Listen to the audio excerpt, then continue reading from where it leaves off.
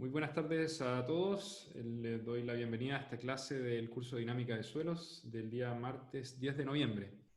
Vamos a retomar esta clase contando un poco los resultados de nuestros estudios del terremoto de Valdivia del año 1960. Este es el terremoto más grande registrado en la historia moderna.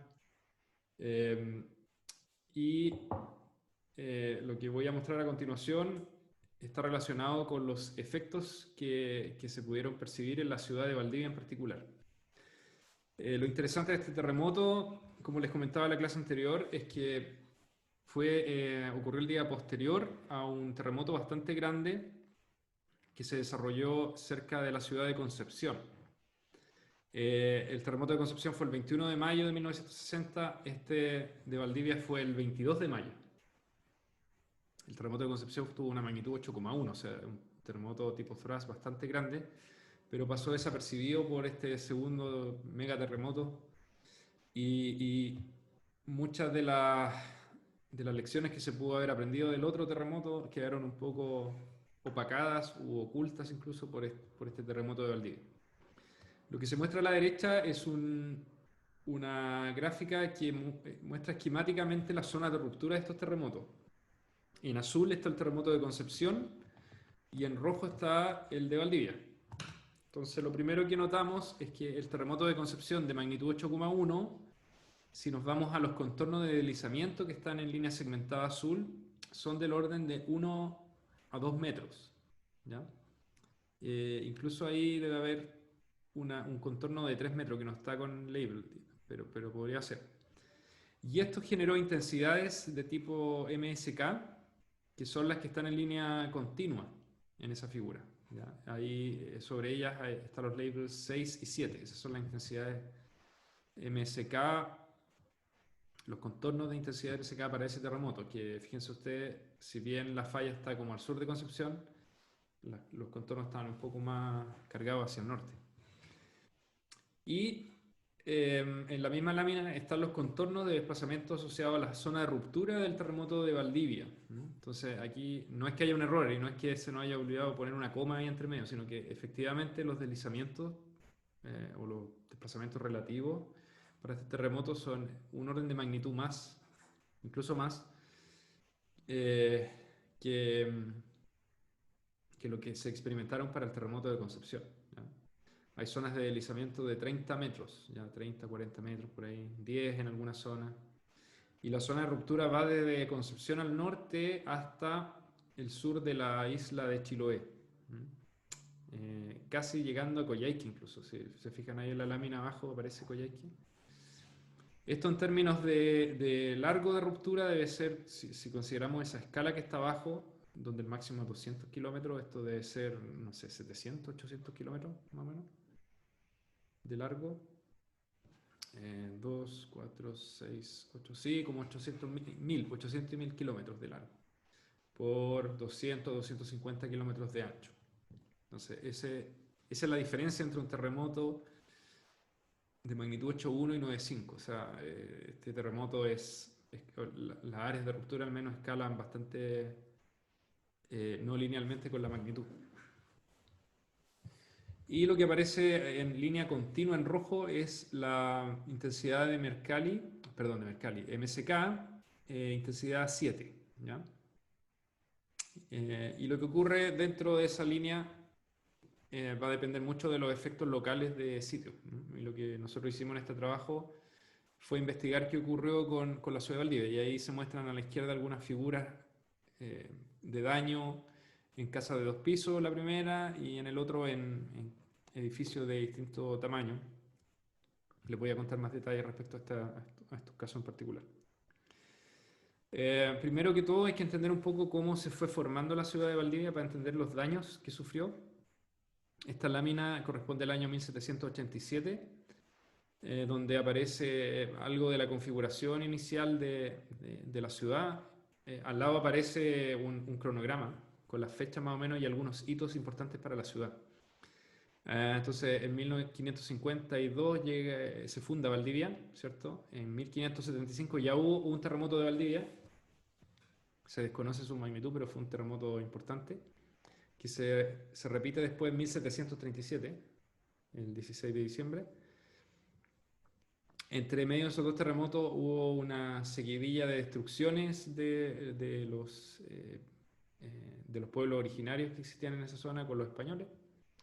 Después esto pasó a ser Capitanía General de Chile en 1740. Como referencia, la primera Junta Nacional de Gobierno en Chile se realizó en 1810. En 1850 hubo una fuerte oleada de colonización alemana, así como gran parte del sur también. Y un hito importante también fue el gran incendio del año 1909, donde gran parte de lo clásico que existía en la ciudad se destruyó. Y ahí hubo que construir muchas cosas desde cero.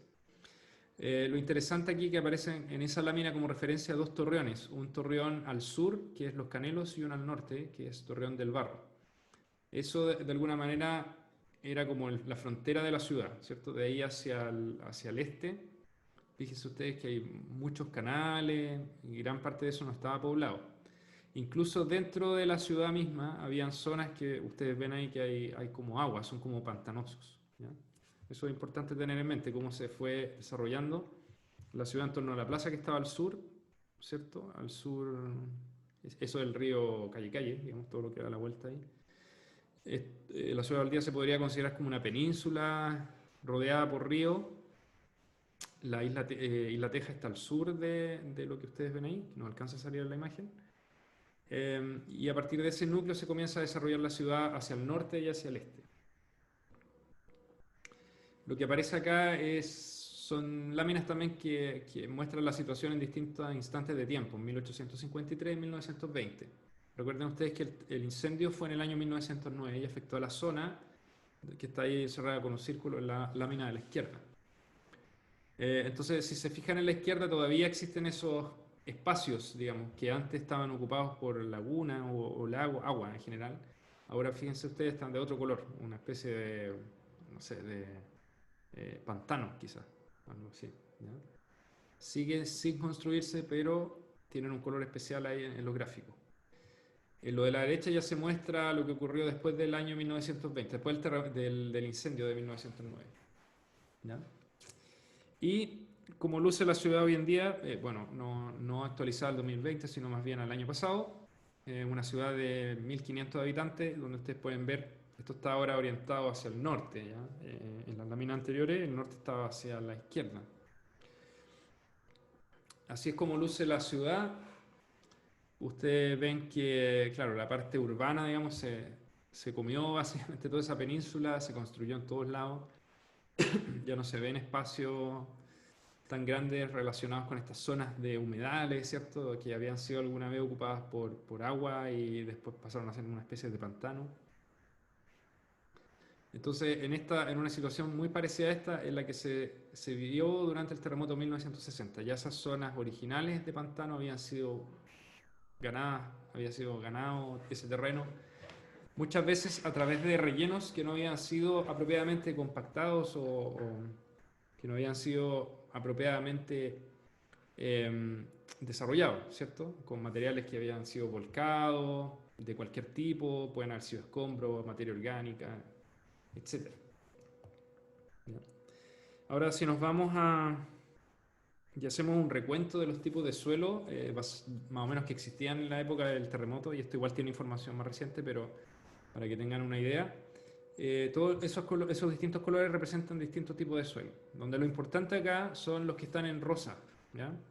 En color rosa están todos estos suelos de tipo artificial o rellenos artificiales que fueron terrenos que se le ganaron a esas zonas de humedales, ¿ya? Son materiales de bastante baja competencia geotécnica. Si bien no son capas muy espesas, pero son lo suficientemente espesas como para que si uno funda una estructura sobre ella, las fundaciones de esas estructuras estén embebidas en este material mal controlado.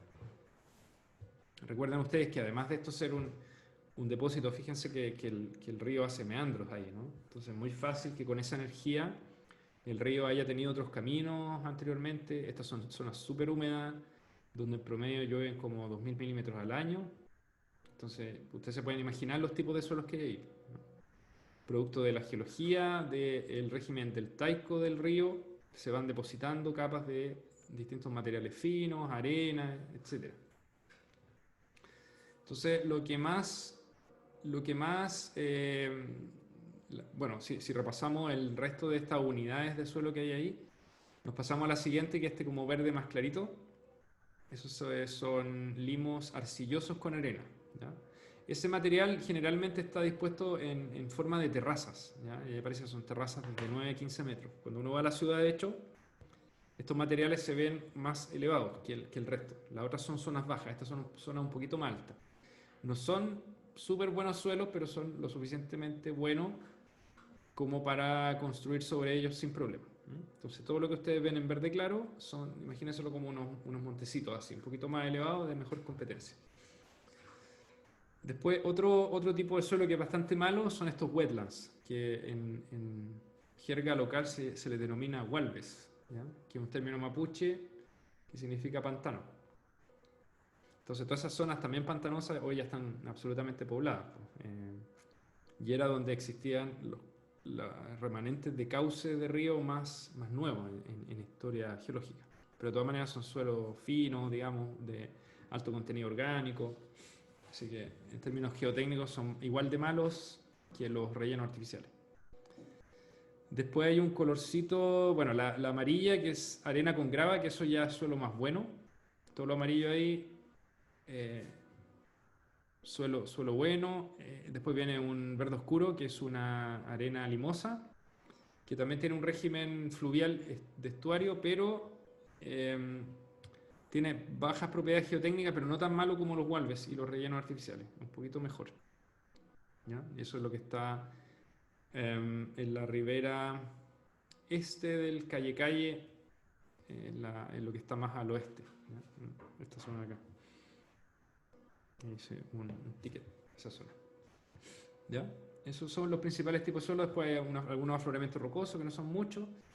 Y lo que ustedes ven ahí, que son esas líneas continuas, ¿cierto? Son perfiles. Un perfil sub-norte-sur que crece más, que avanza, digamos, norte-sur y después se dobla. Y uno sub-este-oeste, que se le llama perfil A'. El otro se le llamaba B'. Y en torno a esos perfiles se hicieron algún tipo de investigación geotécnica, entre ellos sondajes, CPT, mediciones de velocidad de onda de corte, etcétera. Entonces, para que ustedes vean más o menos cómo serían los perfiles de esos depósitos, más o menos siguiendo esa forma que ustedes ven ahí. Otro material que aparece en esta zona y que también aparece mucho en otras ciudades del sur de Chile es lo que se denomina cancagua, ¿ya? Que son materiales sedimentados en ambientes fluviales y costeros en general, pero que tienen un importante contenido de material volcánico, ¿ya? Y ese material volcánico de alguna manera le da características de cementación y de rigidez un poquito mayor que los otros suelos, porque se desarrollan minerales que son un poco distintos, que bajo las condiciones de humedad y temperatura, digamos, de alguna manera actúan como una especie de cementante. Entonces, casi todos esos materiales que yo les mencionaba, que estaban en verde claro, que son aterrazados, están compuestos por estas cancaguas o tienen capas de cancagua entre medio. Entonces, si van al sur de Chile van a encontrar, como mencionaba el profesor Verdugo, el sur de Chile podría ser considerado un cenicero y el norte un salero. En el sur, todo esto, la cantidad de volcanes y erupciones que ha habido, ha nutrido de minerales de tipo volcánico que en algunos casos mejoran las propiedades de los suelos, en otras, digamos, lo hace un poco particular. Si ahora nos vamos a estos perfiles que yo les mencionaba, el AA y el BB, lo que se ve en una sección transversal es lo que está acá, ¿no? El basamento rocoso, si bien no se sabe a ciencia cierta a qué profundidad está, porque existe solamente un sondaje que llega aparentemente hasta la roca basal, que es el que se denomina BOR 11, debe estar del orden de 100, 150 a 200 metros, con una variación, digamos, en el área, ¿ya? Ese es más o menos el espesor de los sedimentos y ustedes pueden ver ahí las capas, que en realidad, por ejemplo, esto que yo les mencionaba, que eran las terrazas, de Cancagua no es un material que vaya desde la superficie hasta abajo, sino que más bien en la capa profunda, en la capa más superficial. ¿Ya? Entonces también se producen estas cosas media extrañas. ¿Ah? Si ven las capitas, por ejemplo, de relleno artificial, que esto yo les mencionaba que era el color rosa, ven que son capitas bastante delgadas en la superficie. ¿Mm? Pero lo suficientemente delgada como para tener ahí, si se funda una estructura, para que la estructura quede apoyada sobre ese material. Eh, Además de los materiales que le nombré anteriormente, aquí aparece un material azul, que es una arcilla. ¿Ya? Esa arcilla también la llegamos a pinchar con algunos sondajes. El CPT-03, por ejemplo, el CPT-01 llegaron hasta esos materiales. Pero fíjense que, claro, en ninguno de estos aparece más información que nos permita establecer bien dónde está el basamento rocoso, ¿no? Que es un parámetro súper importante para establecer si hay o no amplificación de sitio durante un terremoto. ¿Ya? Entonces, como moraleja, ¿cuáles son los suelos aquí? Es un régimen estuario, ¿cierto? Fluvial, con bajas energías de depositación, principalmente suelos finos, más o menos malos, que uno espera que sean, además de la humedad que tienen, de la mineralogía, son suelos que probablemente tengan baja competencia geotécnica. Lo mejorcito aquí es eso amarillo que aparece en la parte superior, que son estas gravas con arena o arenas gravosas. Eso. Bueno, si tienen dudas me van preguntando. Eh, bueno, después lo que se hizo en este trabajo fue recopilar mucha información de daño de las estructuras que existían en la época, que eran principalmente estructuras de madera, de albañilería y de hormigón, de 1 y 2 pisos. Entonces lo que aparece recopilado en el gráfico de la izquierda, por ejemplo, son todas las casas de madera que existían en la ciudad, que eran del orden de 3.500, 3.539 para ser más preciso. De esas casas habían de 1 y 2 pisos y lo que aparece en color verde son todas aquellas que no sufrieron daño, en azul las que se inclinaron y las rojas las que fueron destruidas. Entonces si uno mira así como bien digamos, una vista general de lo que pasó con ese tipo de vivienda, se da cuenta que, voy a rayar aquí un poco, con el color adecuado. No sé, pues toda esta zona, por ejemplo, se puede denominar verde. Por aquí también hay harto verde, ¿sí? Poco daño. ¿Ya? Pero si ya nos empezamos a meter en zonas donde estaban los suelos más finos, los rellenos artificiales en particular, empezamos a encontrar que las casas de madera fueron más afectadas. Voy a tratar de hacer un zoom aquí para que se vea mejor. Entonces, fíjense, esto ya es más azulito, ¿no? Todo esto. Todo esto de acá. Sí, aquí también hay harto verde. Poco daño también, por aquí, entre medio. Algo así. Y si nos vamos ahora al daño, que es lo que debería estar en rojo, rojo aparece por acá y principalmente en esta zona. Aquí también. ¿Ya? Entonces, de todas las casas de madera, digamos, para la magnitud del terremoto, para los tipos de suelo que habían, aparentemente la cantidad de daño tampoco fue absolutamente alta. Como había mucho menos casas de albañilería, solamente 460, el gráfico de la derecha, fíjense que no se ve tan rojo, se ve más bien verde. ¿Ya? Aparecen ahí algunos edificios particulares que los vamos a ver más adelante. Por ejemplo, el hospital regional. El hospital regional está al sur, al lado de una población donde casi todo está verde, ¿cierto? Bueno, el hospital regional tuvo problemas de estructuración, se comportó mal, tuvo que ser demolido. Y si bien es un servicio que debe mantenerse operativo, ojalá durante un terremoto, no ocurrió eso y se destruyó, digamos. Al final hubo que poner hospitales de campamento en las afueras del hospital. El hospital tuvo que ser demolido después. Cerca del hospital también había una copa de agua, que es ese circulito que aparece ahí, que también se destruyó. Esos fueron los casos como de mal comportamiento. Después, si nos vamos más a la parte central de la ciudad, vamos a ver dos ejemplos de buen comportamiento de edificios. ¿Ya? Si bien son edificios que no son muy altos y eran bastante robustos, digamos, en términos de su estructuración, se comportaron súper bien, de hecho, por eso están en verde. Uno de ellos está hasta el día de hoy, que es el edificio Prales, que les voy a mostrar fotos después. El edificio Pedro de Valdivia fue demolido para construir lo que hoy es el Enjoy de Valdivia. ¿Ya? Pero en general este tipo de estructura, salvo algunas que estaban en la parte aquí en la costa, ¿cómo se llama eso? El malecón le llaman, ¿no? Aquí hay algunos que sufrieron algo de daño por aquí. ¿Ya? Pero en general el comportamiento de la estructura fue bastante bueno. Si uno hace el resumen de las 4.000, cerca de 4.000 estructuras que se analizaron, con todos los datos que aparecen ahí en esa referencia, ¿no? Basehead, Barossi, Lemke, Lástrico, uno llega a la conclusión de que el 65% de las estructuras no sufrió daño, que el 21% ya se inclinaron o se agrietaron dependiendo de la materialidad. Las de madera se inclinaron, las agrietadas son las de albañilería o hormigón, y solo un 14% resultó destruida.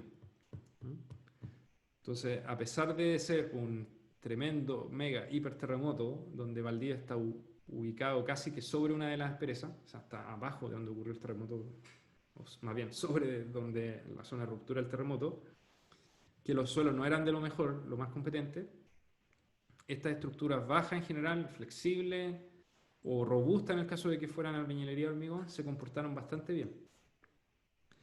Ahora lo que nos falta observar con más detención es qué ocurrió con aquellos casos donde sí hubo daño, ¿ya? Que son estas zonas de aquí, que aparentemente están bastante bien correlacionadas con los materiales que habían cerca de la superficie.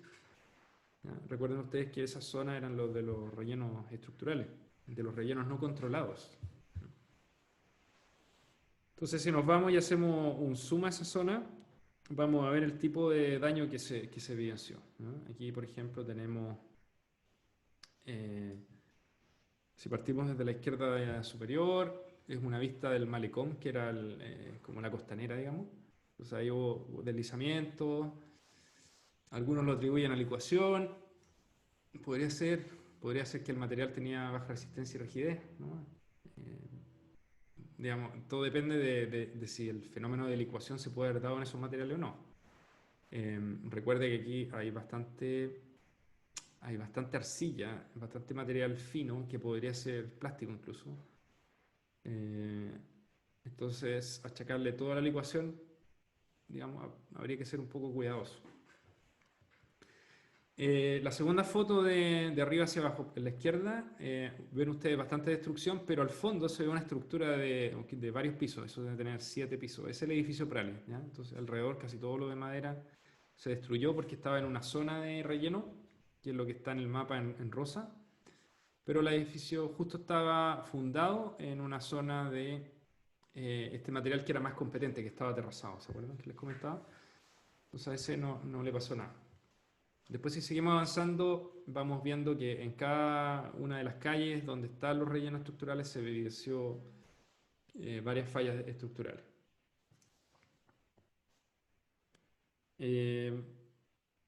Resulta que, bueno, aquí, por ejemplo, se muestran fotos con fallas de casa, en la que está a la izquierda, por ejemplo. Abajo aparece un diagrama de lo que podría eventualmente explicar por qué las casas fallaron de esa forma, donde hay un relleno que era la calle, el nivel original de terreno, la fundación de las casas fallaron, entonces estas casas como que se tendieron a irse como de espalda, ¿cierto? Sin embargo, si uno camina por la misma cuadra un poquito más lejos, que esto sale acá, en la lámina, en la fotografía de la izquierda inferior, si avanza un poquito más hacia la esquina se va a encontrar con otro material, ¿ya? Y sobre ese material están fundadas las casas que no fallaron, que están en el fondo. Y lo que yo muestro en esta lámina es básicamente fotos de esa época, que son la de la izquierda y la de la derecha, donde se ve la destrucción, digamos, y al fondo, con flechas azules, indicadas casas que hasta el día de hoy están ahí, digamos, están en pie, porque se fundaron en distintos suelos, entonces pasaron el terremoto y existen aún, digamos, y son las que aparecen en el Street View de abajo. Esta es la misma calle anterior, solo que tomada desde el otro lado, y ustedes ven ahí también las casas que fallaron y al fondo estructuras que están aparentemente sin daño. al fondo está el hospital traumatológico, que es un hospital que tuvo que también ser reparado después del terremoto, porque sufrió daño. No irreparable, pero sí daño. O sea, también quedó junto con el otro hospital regional que tuvo que ser demolido, este tuvo que ser reparado. O sea, los hospitales se comportaron muy mal.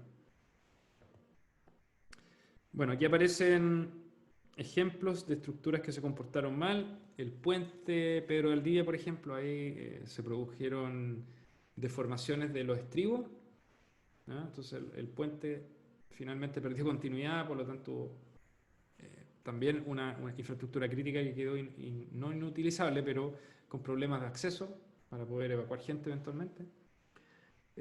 Casi todos los puentes, el puente Las Ánimas de la derecha también con problemas. Los que aparecen abajo son los hospitales que yo les mencionaba. El de la derecha es el hospital regional, donde ustedes ven esa forma súper extraña que tienen. Eran como dos o tres cuerpos que estaban unidos. Era una estructuración muy rara. Entonces, ¿qué es lo que ocurre? Que cuando esto se solicita sísmicamente, esa estructura tiende a vibrar en forma extraña y se produce mucho golpe. Pounding se llama en inglés este efecto. Lo que hace que zonas del edificio donde ocurre interacción se empiezan a destruir, ¿ya? Entonces, ahí quizás, no sé si tengo una más adelante con un zoom, parece que no, pero se ve, digamos, que hay mucho daño en las uniones, en algunas zonas, y bueno, el hospital quedó inutilizado. Y esa carpa que ustedes ven abajo, por ejemplo, eran los que tuvieron que instalar los militares para poder hacer los hospitales de campaña. O sea, no. El objetivo del hospital, que es estar operativo después de un terremoto, no pudo ser. Y el de la izquierda es una vista de cómo quedó el hospital traumatológico. Sí, mucho de... Ahí hay, digamos, un estructural, alguna vez me comentó cuál era el problema. Resulta que, si bien no se tuvo que demoler como el anterior, se tuvo que someter a refuerzo, a mucho refuerzo, y también durante el terremoto no se pudo usar ese hospital. La figura que muestro a continuación son las estructuras que no presentaron daño para el terremoto. Entonces, a la izquierda está el Hotel Pedro Valdivia, donde yo les decía que ahora está la Enjoy de Valdivia. Es un edificio de 6 pisos, ¿ya? Bastante robusto. El edificio Prales de 7 pisos, ahí aparece una vista del año 63 y a la derecha una del 2019. Está exactamente igual. Ahí no le pasó nada. Después tienen una serie de casas que son casas alemanas, ¿ah? Cuando empezaron a llegar los alemanes para colonizar, construyeron este tipo de viviendas de madera, de 2, 3 pisos, eh, con buenas fundaciones, a pesar de que estaban en suelos malos, pero una estructura relativamente flexible, y muchas de ellas existen hasta el día de hoy, ¿ya? Esas son fotografías recientes. Lo que aparece a la derecha abajo es la copa de agua que yo les mencionaba que se destruyó. Esas casitas que están ahí son de albañilería, primer piso, segundo piso de madera, se comportaron bien, existen también hasta el día de hoy. Si uno hace un resumen del daño y lo trata de correlacionar con la geología superficial, lo que encuentra es algo parecido a lo que aparece en este mapa, ¿ya? Ahí el achurado representa el tipo de daño, ¿cierto? Si es diagonal, sin daño; si es cuadrícula, inclinado; si horizontal, está destruido. Está en relación a más bien con la geología superficial de fondo. Entonces, casi todo lo que ustedes ven muy dañado está en la zona del relleno artificial no controlado. Parte también está en los wetlands, ¿cierto? En los humedales, ¿no? O en zonas de intersección entre el material, este material aterrazado y otros tipos de depósitos, ¿no? No es una correlación perfecta, pero sí se tiende a ver más daño en esa zona. Entonces, el mayor daño se registró sobre los rellenos artificiales en casas de madera con fundaciones deficientes y materiales mixtos. Materiales mixtos quiere decir que muchas veces las casas de madera no eran puramente de madera, sino que en su parte interior tenían divisiones de albañilería, por ejemplo, albañilería no reforzada. Entonces lo que pasaba es que muchas veces la albañilería era la que fallaba y se caían todos esos muros sobre las estructuras de madera. Muchas veces también existían muros cortafuegos que eran de albañilería no reforzada, también a veces se caían, destruían la casa completa. ¿Y para qué decir las fundaciones? Pues las fundaciones deficientes, dados estos climas húmedos, muchas veces eran fundaciones enterradas, digamos, madera, que estaban o mal clavadas, o que estaban podridas la madera, entonces no funcionaban bien. Y en las zonas altas de la ciudad se identificaron intensidades MSK menor o igual a 8 y en otras zonas cerca del río hasta intensidad 9. O sea, puede haber habido un cambio de 1 grado de intensidad MSK dentro de la zona. Nosotros en este estudio en particular no calculamos intensidad MSK porque no existía el nivel de desagregación y de detalle de la estructura que nos permitieran hacer este análisis que hicimos, por ejemplo, para otros terremotos como el del 2015 en Illapel y que usualmente hacía el profesor Astroza con sus alumnos. Aquí de hecho se lo mencionaba ahí en la referencia. Si nos vamos ahora a propiedades más geotécnicas de los suelos para poder explicar las características de los materiales y a lo mejor correlacionarlo con los daños, aquí tenemos un ejemplo de ensayos CPT. CPT en la zona de arcilla blanda. La zona de arcilla blanda es la que está cerca del río en la ribera este, que es un material que no es tan malo como los rellenos artificiales ni como los humedales, ni como la arcilla. Es un poquito... ni como la arcilla. Esos dos que mencioné solamente. Rellenos artificiales y humedales. Entonces lo que se propone acá es un perfil de velocidades hasta los 50 metros que se midió con métodos de ondas superficiales. Según ello, la velocidad de onda de corte es del orden de 160 metros por segundo. ¿Ya? Lo cual es un valor bastante bajo. Digamos, vamos a ver más adelante que con ese beso S30 hubiese clasificado como suelo tipo D, que no es de lo mejor, no es muy bueno el suelo. Si vemos los resultados del ensayo CPT, aquí aparece en la segunda columna en la resistencia al cono, de la punta del cono, la resistencia friccional en el otro, y después aparece, combinando esas dos informaciones, un tipo de suelo basado en un índice, ¿ya? Que se llama Soil Behavior Type, SBT. Entonces vemos que la resistencia al cono es bastante errática en los primeros 20 metros, con resistencias que no son muy altas, desde los 20 hasta los 30 casi hay una capa de arcilla de bastante mala competencia geotécnica. Lo mismo muestra la resistencia al fuste. Y el tipo de suelo que aparece en la derecha, ahí muestra un poquito más de detalle, ¿no? Desde la superficie hasta los 15 más o menos. Dice que hay arena, silimos y de ahí para abajo arcilla, ¿ya? Entonces son suelos que son bastante consistentes el tipo de suelo con el tipo de o el valor de la velocidad de onda de corte bajo que se obtuvo. ¿Ya? Entonces tenemos ahí otra característica. Además de la geología y nuestra intuición de que esos suelos eran malos, también tenemos mediciones que lo avalan. Lo que aparece en la esquina inferior derecha es una estimación del periodo de vibración del sitio con el método de las razones espectrales H sobre B. Yo les voy a mostrar más adelante cómo se calcula las razones espectrales H sobre B, pero en el fondo aquí aparecen las dos medidas que uno más utiliza para caracterizar sitios, ¿ya? Perfil de velocidad, razón espectral H sobre B. Del perfil de velocidad, un parámetro que se puede extraer el beso S30, que en este caso es 160 metros por segundo, y de la razón espectral HB uno calcula el periodo de vibración, que es donde esta razón espectral tiene un pic, 1,24 segundos, o sea, son periodos relativamente largos. ¿Qué tiene de interesante que el periodo de vibración del sitio sea largo? ¿Ya? No sé si alguien quisiera aventurar una respuesta. La grabación. Entonces, lo que dice Fernando es que con este periodo de vibración del sitio, que es bastante largo, 1,24 segundos, uno esperaría que las estructuras más altas se vieran afectadas. Estructuras que en esa época no existían. No existían edificios tan altos que justificaran un periodo de ese tipo. Entonces, naturalmente todas las estructuras bajas que había van a quedar más bien controladas por qué tan rígido sea el terreno superficial. A pesar de que este terreno no era superficialmente tan rígido, ¿ya? No tenía velocidades de onda de corte tan altas, sino que bastante menores que 200 metros por segundo, pero de todas maneras era un suelo suficientemente bueno y una estructura relativamente flexible para lo baja que eran, que no comprometió, digamos, la estabilidad de esta estructura. La demanda no fue tanto para esa estructura como si lo hubiese sido el caso de tener un edificio que tuviera ese periodo, digamos, 1,24 segundos. ¿Ya? Entonces, naturalmente, en todos estos sitios uno debería fijarse, y se fija hasta el día de hoy, de no caer o no construir estructuras que estén en torno a ese periodo, si no las demandas son altísimas. Ya, el edificio más alto que entiendo que hay en Valdivia hoy en día es este Casino Enjoy, Hotel Casino Enjoy. No sé la verdad el periodo que tiene, pero es una estructura, debe ser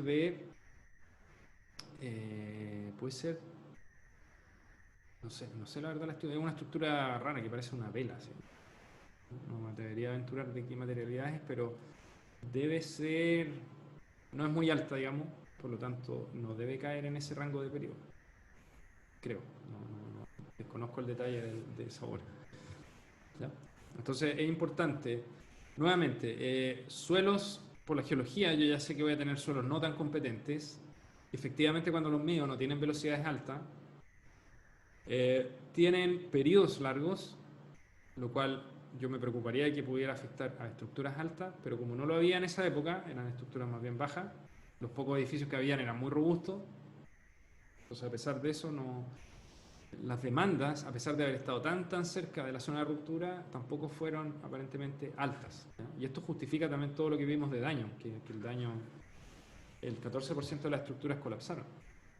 Y además colapsaron en una zona súper particular donde habían rellenos no controlados, que se formaron más de la cuenta, porque las casas en ese entonces tenían problemas de estructuración. Entonces, si todo hubiese sido a lo mejor construido con normativa, con buenas prácticas que hoy en día se conocen y son mucho más utilizadas, capaz que no haya pasado mucho menos, digamos, de lo que ocurrió en el año 60. Aquí aparecen otros perfiles geotécnicos utilizando la misma lógica: perfil de velocidad, razón espectral H sobre B. El que aparece a la izquierda, ahí aparece el valor de BSOC30. Este es el mismo que mostré anteriormente, ¿cierto? Sí. Yo dije suelo D, en realidad clasifica como suelo E, perdón, me equivoqué. Después hay un perfil que está en la parte del relleno artificial. Fíjense que es una capa superficial muy chiquita que tiene como 80 metros por segundo, pero si uno hace el cálculo del BSOC30 le da 185. Clasifica como suelo tipo D porque es mayor a 180 metros por segundo. El periodo que se midió, que no aparece en esta lámina, es de 0,8 segundos. Un poquito más rígido que el anterior. Y el UCH03, que en ese caso el periodo es 0,96 y el suelo es de tipo E, ¿ya? Y puede también, si uno usa solo la velocidad. Entonces eran suelos, casi en todos los sectores, a pesar de que había distinción de tipo de suelo. Yo les decía estos que están aterrazados, los que están en la arcilla, digamos, eran bastante, en términos de velocidad, no era mucho el cambio, ¿no? Cambiaba, no sé, pues de 160 a 220, o sea, no era una cosa que fuera una mejora considerable, ¿ya? Pero incluso teniendo esos suelos que son de velocidades bajas, igual las estructuras, si estaban bien fundadas, terreno relativamente plano, no habiendo fenómenos no lineales, ¿cierto? Como licuación a lo mejor, o corrimientos laterales, se comportaron bastante bien. Lo que aparece en esta figura es una interpolación de todos los puntos donde se midieron los periodos de vibración con el método de la razón espectral H sobre B. Entonces ahí ustedes ven una zona central que está en rojo y los valores más altos que están en verde, perdón, los de más alta frecuencia, o más bajo periodo. Entonces parece haber una zona donde los periodos son más largos. No existe correlación entre esa figura y la del daño, o sea que el periodo por sí solo no se puede utilizar como un índice de daño, porque tiene que estar relacionado con el tipo de estructura que hay, y en este caso no correlacionan.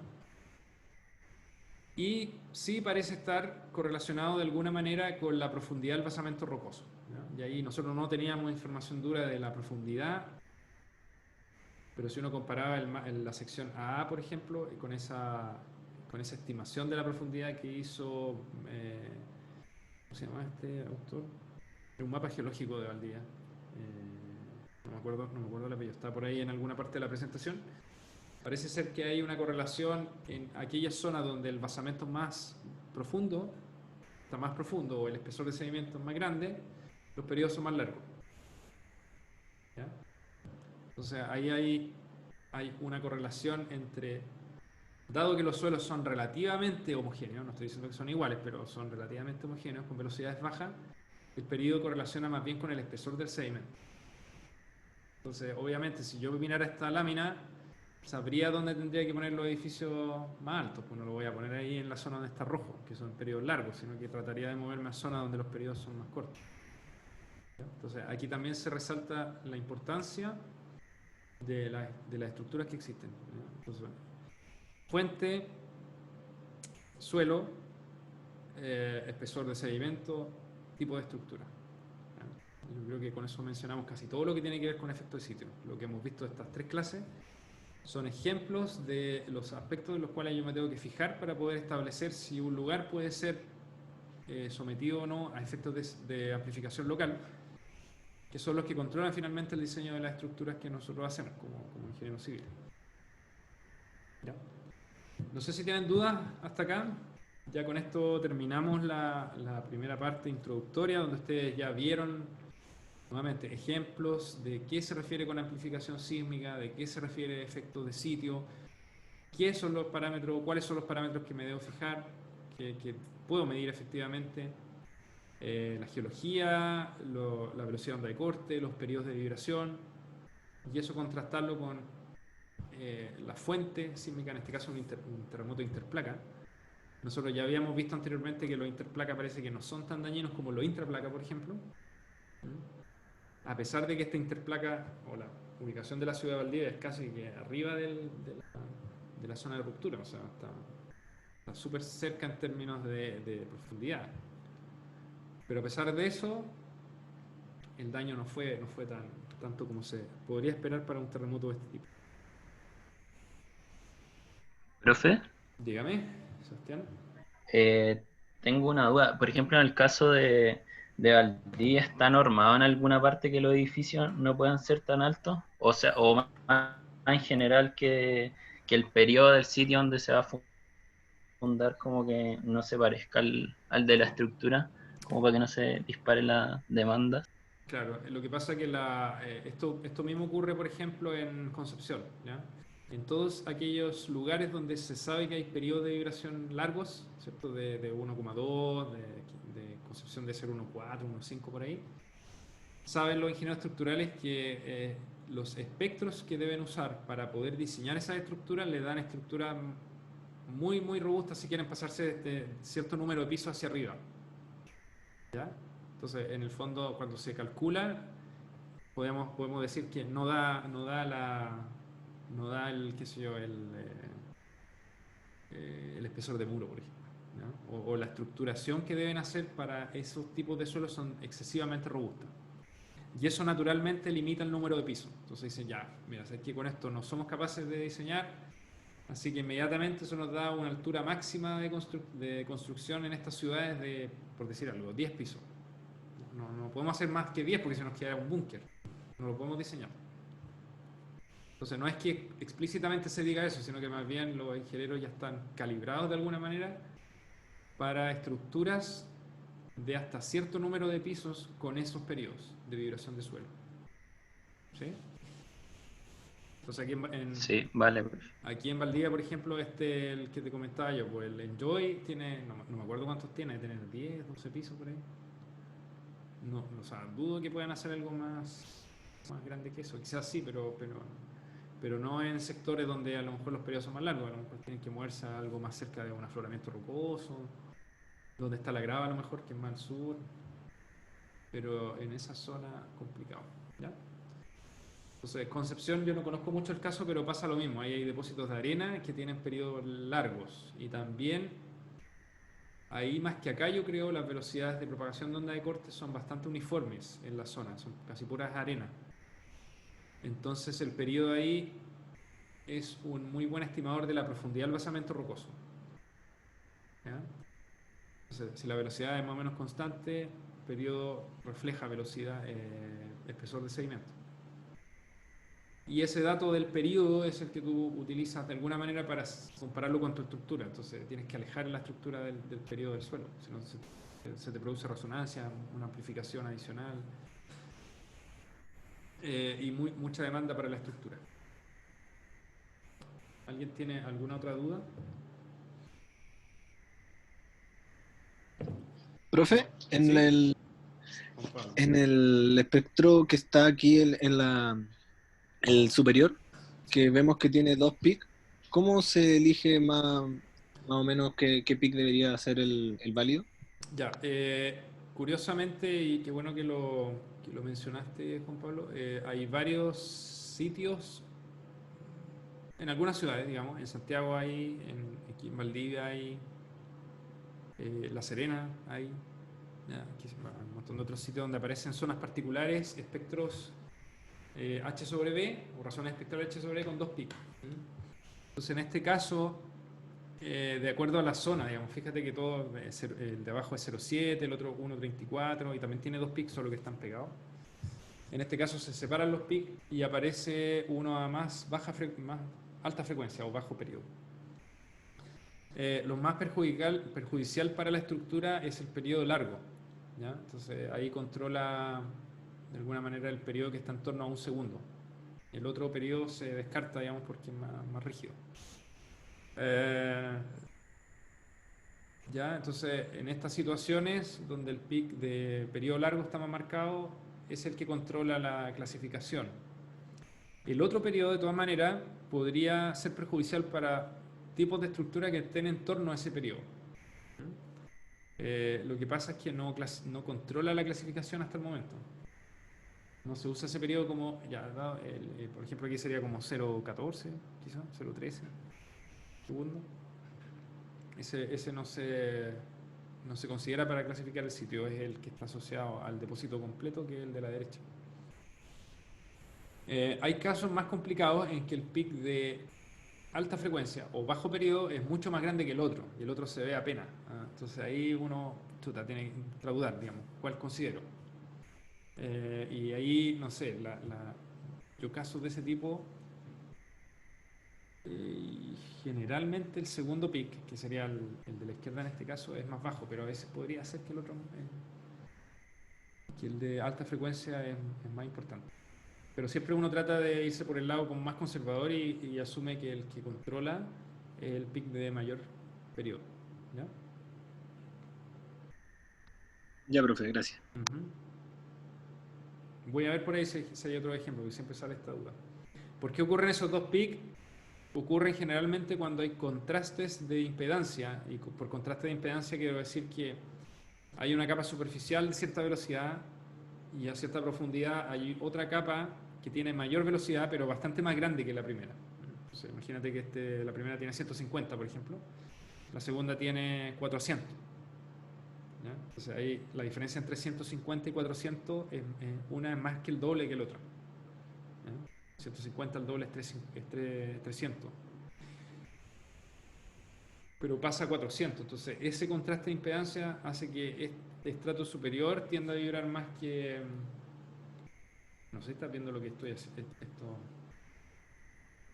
estos movimientos que hago. La capa superior tiende a vibrar como un estrato, digamos, independiente más o menos.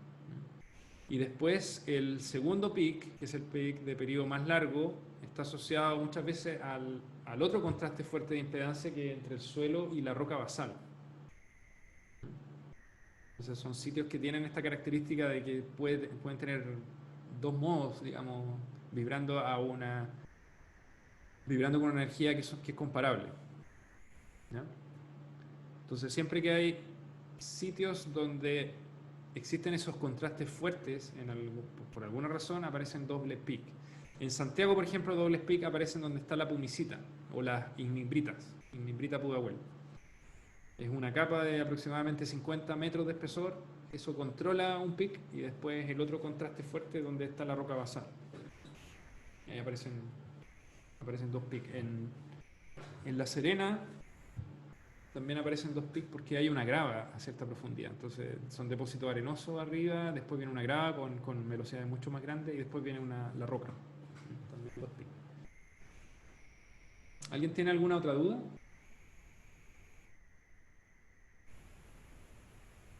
Ya. si no hay más duda, quiero dejar por lo menos introducir el siguiente tema, que es clasificación de sitio. Y para eso me voy a pasar a la lámina, a la presentación, que ya le subí la semana pasada, la deberían tener por ahí, que se titula Clasificación sísmica de sitio, ¿ya? Y esto está basado principalmente en la norma chilena NSH 433 y cuenta de alguna manera las principales características de esa clasificación. Entonces, hasta antes del terremoto del 2010, este es un extracto de la norma chilena NSH 433 de diseño sísmico de edificios, oficial de 1996 y modificada en 2009. Antes, este fue preterremoto del Maule 2010. La clasificación sísmica de sitios se hacía por medio de esta tabla donde aparecían 4 tipos de suelo. Y fíjense la descripción de estos materiales. El tipo 1 se denominaba roca y lo voy a agrandar para que se vea mejor. Se dice que la roca es aquel material natural con velocidad de propagación de ondas de corte igual o mayor a 900 metros por segundo, o bien una resistencia a la compresión uniaxial de probetas intactas, sin fisuras, igual o mayor a 10 megapascales, y RQD igual o mayor a 50%. ¿Ya? El RQD es Rock Quality Designation, es un índice de roca, digamos, que compara o que trata de establecer qué tan fracturado es un testigo de roca que uno saca. Entonces, si está muy fracturado, el RQD es un porcentaje bajo. Si está intacto, es decir, no tiene diaclasa o no tiene fragmentos, sino que es un core continuo, eso es 100%. Entonces, si es una roca de buena calidad que tenga un RQD mayor o igual al 50%, o tiene una alta resistencia o tiene una velocidad de onda de corte mayor a 900 metros por segundo, se denominaba suelo tipo 1, que era el mejor suelo. Después aparece el suelo tipo 2, se menciona que se mencionan 4 condiciones. La A dice suelo con BSUS igual o mayor a 400 metros por segundo en los 10 metros superiores y creciente en profundidad. O sea, que habla de 10 metros, habla de un valor de referencia de BSUS, velocidad de onda de corte. También habla de gravas densas, con peso unitario, densidad relativa igual o mayor al 75%, o una densidad que sea mayor o igual al 95% del Proctor modificado, ¿ya? Entonces habla de densidad principalmente y tipo de material. Tiene que ser un material denso. Después habla, esto en el caso de grava, ¿cierto? En el caso de arenas densas son aquellas que tienen densidad relativa mayor del 75%, índice de penetración estándar N mayor que 40 cuando están normalizados a una presión de 100 kilopascales o 0,1 megapascal o 1 kilogramo fuerza por centímetro cuadrado, depende de la unidad que ustedes quieran ocupar.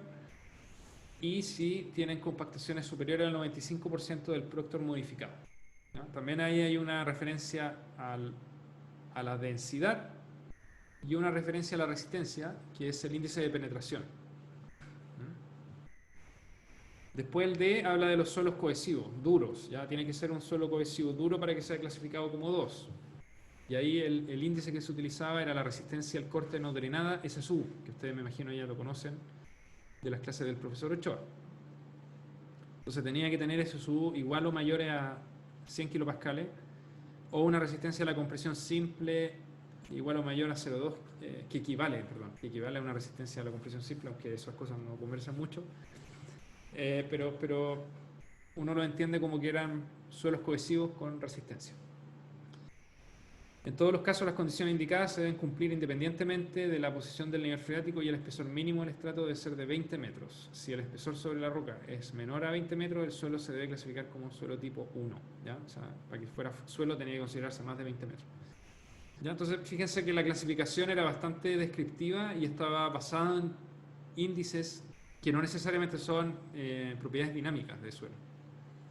Vimos densidad relativa, Proctor, resistencia no drenada, compresión simple, ¿ya? Algunos de los índices. Ya si nos pasamos al suelo tipo 3, ahí ya vienen los materiales que no son tan buenos, pues, y ahí hay una degradación de los parámetros que se mencionan en la parte más, en el suelo tipo 2, ¿no? En el caso de arenas, por ejemplo, se mencionan arenas saturadas que tengan densidad relativa ahora no superior al 75%, sino que entre 55 y 75%. y que sus n's sean mayor que 20. ¿ya? En el caso anterior eran n's mayor que 40. Entonces, esta era una categoría de suelo no tan buena. Y por último, los suelos tipo 4. Ahí aparece suelo cohesivo saturado con resistencia no drenada SSU iguales o menores a 0.025 megapascales. ¿ya? O sea, son suelos que tienen resistencia mala. Esa era la norma chilena, así como clasificaba el suelo la norma NSH 433 antes del terremoto del 2010. Bueno, resulta que después del terremoto del 2010 hubo un cambio normativo donde se mantuvo una tabla parecida a esta. Ahora se cambió tipo suelo 1, 2, 3, 4 por suelo tipo A, B, C, D, E, F. Y principalmente la clasificación queda establecida por un parámetro que se conoce como BSUS 30. ¿ya? Entonces, el decreto supremo, que es la modificación que se le hizo a la norma, es más bien un adendo que se le hizo, que se hace efectivo el año 2011, modifica esta clasificación sísmica utilizando el BSUS 30, donde el BSUS 30 se define como está ahí en la figura, en la ecuación más bien. Es la razón entre la sumatoria de las capas hasta los 30 metros, es decir, el numerador de eso es 30 metros, dividido por la suma de la razón entre los espesores de las capas y las velocidades. Entonces, si yo tengo un depósito de suelo, un depósito de suelo con capas horizontales, ¿cierto? De este tipo, por ejemplo, donde cada una de las capas tiene un espesor H sub I, H1, H2, hasta HN, N capas y entre medio un montón de otras capitas. Lo que yo debo hacer para poder estimar este parámetro es conocer la velocidad de onda de corte de cada una de ellas. BSUS1, BSUS2, BSUSN. ¿Ya? Entonces, para poder calcular este parámetro, lo que yo debo hacer es, primero que todo, desde la superficie hasta abajo, contar 30 metros. Entonces, imaginémonos que los 30 metros están... Es esto de acá.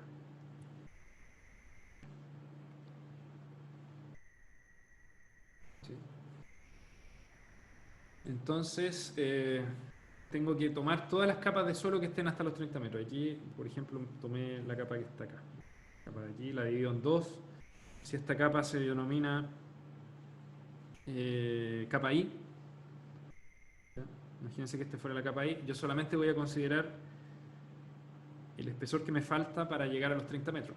Entonces este sería H3 y este sería la velocidad de onda de corte de ese estrato. Entonces aquí tenemos el estrato 1 completo, el estrato 2 completo y el estrato 3 lo tenemos que partir hasta llegar a los 30 metros. Es solamente un tramo que vamos a tomar. Y para poder calcular el BSUS 30, entonces, de este caso, lo voy a escribir aquí a la derecha, va a ser 30 metros dividido por H1 partido por BSUS 1 más H2 dividido por BSUS 2 más H3 dividido por BSUS 3. H sobre BSUS es tiempo, ¿ya? Entonces este sería un tiempo 1, este sería un tiempo 2 y este sería un tiempo 3. Ese análisis es la definición de velocidad, simplemente que está escrito de otra forma.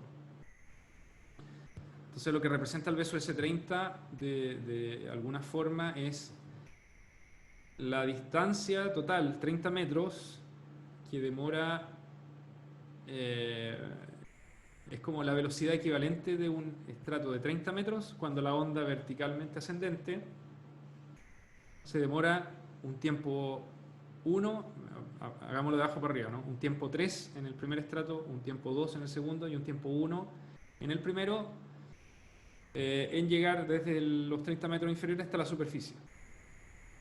Entonces es básicamente una definición de distancia partido por tiempo, solo que el tiempo está escrito como H sub, la sumatoria de los H sub I partido por los BSUS I. Eso quiere decir en el fondo una simplificación de este estrato equivalente superficial.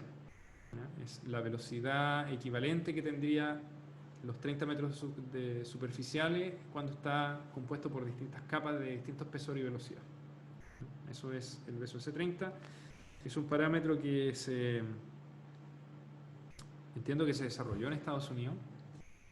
Entiendo también que los 30 metros se eligieron porque en Estados Unidos son 100 pies, ¿ya? Y 100 pies es como una medida estándar, digamos, para hacer prospección.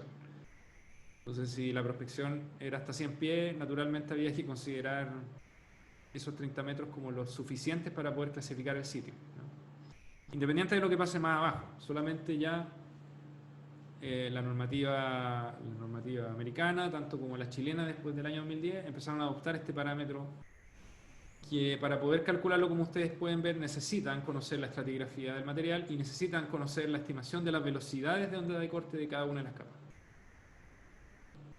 Entonces todo eso ahora pasó a esta tablita que es un poquito más moderna, donde los tipos de suelo van de la A al F. Cada una de esas categorías tiene un nombre, donde el suelo tipo A sería como equivalente al suelo 1 de la categoría anterior, que es roca y suelo cementado. Y es aquel que tiene un BSUS-30 ahora. Fíjense que antes se hablaba solamente de velocidad de onda de corte, ahora se habla de BSUS-30, de 900 metros por segundo o más. Y además debe cumplir con las condiciones que aparecen en las otras columnas. En el caso del suelo tipo A se debe cumplir la condición del RQD, que era este Rock Quality Designation, que nos dice qué tan buena es la roca, ¿ya? Entonces, si es roca, tiene que tener más de un 50%, o sea, más de la mitad del índice, ¿ya? O sea, puede ser de 0 a 100. Y además necesita tener, si en el caso de suelo, necesita tener una resistencia a la compresión simple mayor o igual a 10 megapascales para un nivel de deformación de corte menor o igual a 2%. O sea, tiene que tener alta resistencia, pero a un nivel de deformación pequeño, es decir, tiene que tener una alta rigidez. Esfuerzo partido por deformación es un parámetro de rigidez.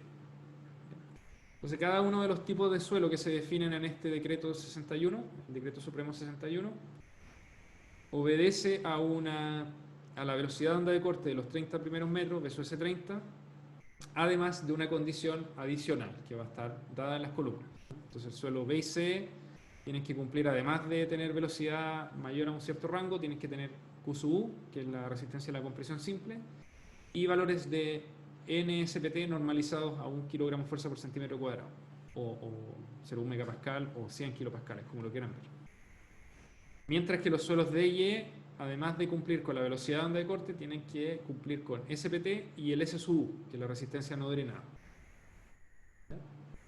Entonces, aquí de esta manera se estandariza un poquito más. Lo que antes era descriptivo, acá se ordena un poquito en esta tabla, digamos, y se usa como primer índice de clasificación el BSUS-30 y aparece el suelo tipo F, que son suelos especiales. De acuerdo a la tabla anterior, ahí no habían suelos especiales. No sé si a lo mejor lo habrá dicho en alguna parte de la norma, ahí no sé muy bien, pero ahora sí, todo lo que sean suelos especiales, que no son clasificables de A a E, caen en esta última categoría, donde puede haber de todo, digamos, suelos licuables, suelos que son colapsibles o suelos que son expansivos, digamos, todos los suelos raros caen en esa categoría. Y ahora lo importante de empezar a utilizar la velocidad de onda de corte es que este parámetro uno lo relaciona directamente con el módulo de corte de un material, ¿no? Entendiendo que la relación elástica entre ambos materiales es la que está en amarillo en ese cuadradito. La velocidad de onda de corte es la raíz del módulo de corte partido por la densidad del material.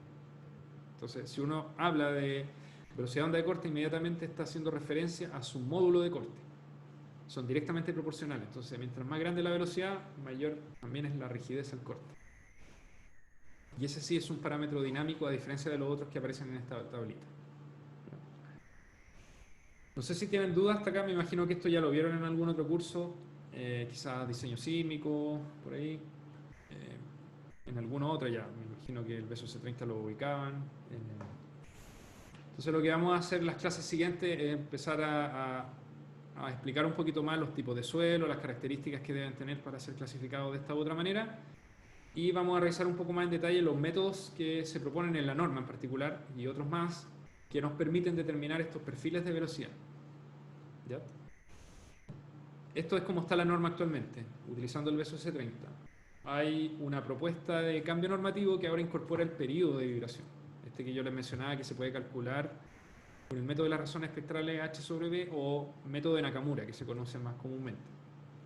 Entonces también después más adelante vamos a ver cómo se puede incorporar este parámetro dentro de una clasificación y por qué es tan importante, digamos. Ya lo vimos en los casos prácticos. Lo vimos en Ciudad de México, lo vimos en el terremoto de Illapel y lo vimos también en Valdivia. El periodo es súper importante cuando uno quiere justificar daño estructural, porque dependiendo de ese periodo del suelo es el periodo que la estructura eventualmente podrían sufrir más durante un terremoto. ¿Ya? Así que no sé, si tienen más dudas antes de finalizar. Profesor, yo tengo una Dígame. consulta respecto al último comentario que acaba de hacer de incluir el periodo en la norma. Respecto a lo que nos mostró recién, no sé, estoy imaginando, hago ensayo para obtener el periodo en un punto, si yo camino, no sé, 100 metros al lado, probablemente mi ensayo para obtener el periodo sea muy diferente. Entonces, ¿cómo ese parámetro realmente me va a ser útil?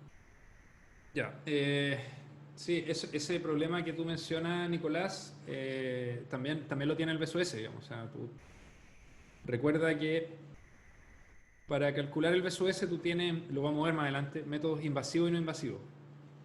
Invasivos y no invasivos. Si tú utilizas métodos invasivos, esos generalmente están asociados a un sondaje. Entonces tú para hacer uno, tienes que hacer un sondaje y vas a clasificar de acuerdo a ese resultado. A lo mejor si te mueves más allá de 100 metros y estás dentro de la misma zona donde vas a hacer tu obra, puede que en ese punto también te dé distinto. Y la pregunta va a ser, bueno, ¿qué considero? ¿Considero el promedio? ¿Considero el más desfavorable?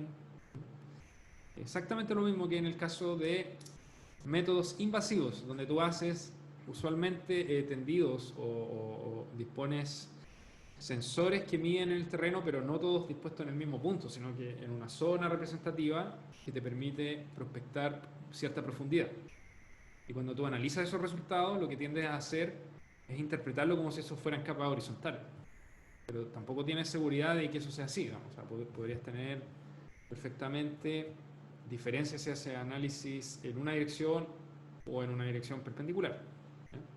Entonces también la pregunta ahí, bueno, ¿qué considero? ¿Considero lo más desfavorable? ¿Considero el promedio? Lo mismo ocurre con el periodo. Tú podrías efectivamente estar en un terreno que tiene a lo mejor variaciones de suelo importantes, variaciones de profundidad de basamento rocoso, donde los periodos son distintos. ¿Ya? Entonces también siempre tienes que tomar esa decisión independiente del método que uses. Cuando haces tu modelo geotécnico, tienes que decidir si el proyecto que estás haciendo justifica ser un modelo geotécnico más complejo, no de capas horizontales, sino que a lo mejor inclinado. Eso a lo mejor podría tener repercusión en qué sé yo, las deformaciones, en los corrimientos permanentes que puede tener el sector, etcétera. O sea, es una decisión que no solamente está basada en el periodo, sino que cualquier otro método va a tener siempre la misma incertidumbre. O va a tener el problema de elegir cuál seleccionar. Muchas veces lo que se hace es... también podrías tener problemas direccionales, de hecho. O sea, tú mides periodo con una horizontal sobre la vertical, ese a lo mejor te da un periodo distinto que si mides el horizontal en la otra dirección. Y también ahí va a tener que elegir. ¿Ya? Usualmente lo que se hace en proyectos, digamos, de a lo mejor donde hay variaciones importantes, bueno, si ya fuera muy importante, a lo mejor eso ameritaría incluso un estudio de propagación de ondas 2D, por ejemplo. ¿Ya? Porque hay evidencia suficiente como para hacer un estudio de ese tipo, dada a lo mejor la criticidad de la estructura. Entonces, mira, ya, para olvidarme y saber si estos problemas son así o no, voy a generar un modelo 2D y voy a hacer propagación de onda y ver qué pasa con la estructura. Y la voy a modelar completa, con interacción y todo. Se puede hacer un camino. O otro camino, si no una estructura tan importante a lo mejor, podría irme por el lado conservador y considerar como parámetro de clasificación el periodo más largo, ¿no? Entonces, efectivamente uno podría estar en condiciones en las cuales hay variabilidad lateral de las propiedades. Ahí, dependiendo del proyecto, es la decisión que vaya a tomar. ¿Se entiende? Buenísimo, entiendo. Profe, me quedó una duda de un tipo de suelo que habló que había en Valdivia, la Cancagua, me parece que se Sí. llama. que dijo que en este caso el material volcánico como que mejoraba el suelo. Quería saber en verdad como cuándo mejora un suelo y cuándo lo perjudica, porque como la intuición que yo tenía era como que no era bueno así. Ya. En este caso es bien concreto. La resistencia del material es mayor. O sea, no sé si tú quisieras ver en términos de cohesión a lo mejor, parámetro de resistencia al corte. Puede tener mayor cohesión. ¿Ya? O sea, si tú te encuentras, por ejemplo, en una obra, quieres sacar ese material o excavarlo, efectivamente tiene más resistencia. ¿Por qué? Porque aparentemente los minerales de tipo de origen volcánico que se forman actúan como cementantes.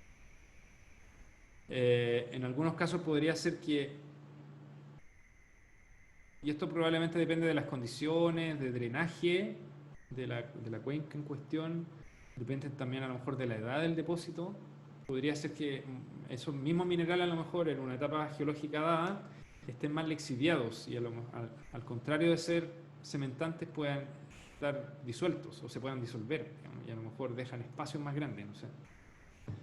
Entonces, no sé si habrá una regla así que te diga, mira, este tipo de mineral o este tipo de actividad volcánica particular de esta zona siempre te va a mejorar las características del suelo porque ese tipo de minerales que se forman actúan como cementantes.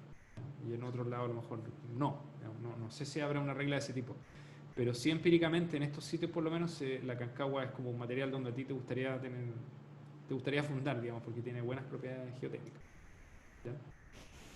No sé si es generalizable Vale, la verdad el tipo mineral que pero tendrá. en general como que mejora la resistencia. Muchas veces, y a lo mejor gente que tenga más experiencia que yo en este tema podría rebatirlo, pero lo que me da la sensación es que cuando los materiales volcánicos no son perturbados, tienen buenas características geotécnicas. ¿Ya? Distinto es cuando tú excavas el material, a lo mejor lo remoldeas, digamos, o sea, lo sacas, lo excavas, por ejemplo, y después lo quieres usar para generar un relleno, por ejemplo. ¿Ya? Entonces ya cuando tú perturbas ese material, los minerales son súper sensibles, pierden plasticidad, pierde estructura el suelo, entonces podrían cambiar sus propiedades. Podría pasar a ser incluso clasificarlo distinto, o sea, pasa a ser de un material que tenía altos límites líquidos, tener bajos límites líquidos y por ende ser más limoso que arcilloso a lo mejor. Entonces, hay que tener ojo porque a lo mejor in situ sí resiste harto, está la cementación, está la estructura, todo, pero después lo sacas y lo remoldeas para hacer otra cosa y cambia completamente el material. Hay que tener cuidado con esos casos. Yo, como te digo, no soy muy experto, no trabajo en el sur con ese tipo de materiales, pero la gente que trabaja, me imagino que tiene, ya sabe ya cómo es esta relación. Si siempre mejora o siempre empeora, no lo sé. No Vale, sé si profe. te ayuda mucho mi respuesta, pero hay que tener cuidado porque estos suelos al reestructurarse, al secarse, por ejemplo, los minerales se destruyen, cambian sus características. Y puede pasar esto que te digo yo, que son más arcillosos, pero resulta que después los secaste y ahora son más limosos o más arenosos. Cambian sus propiedades. A lo mejor mantiene su fricción, pero pierde la cohesión, ¿no? Cosas así. ¿Ya? No sé si alguien más tiene preguntas.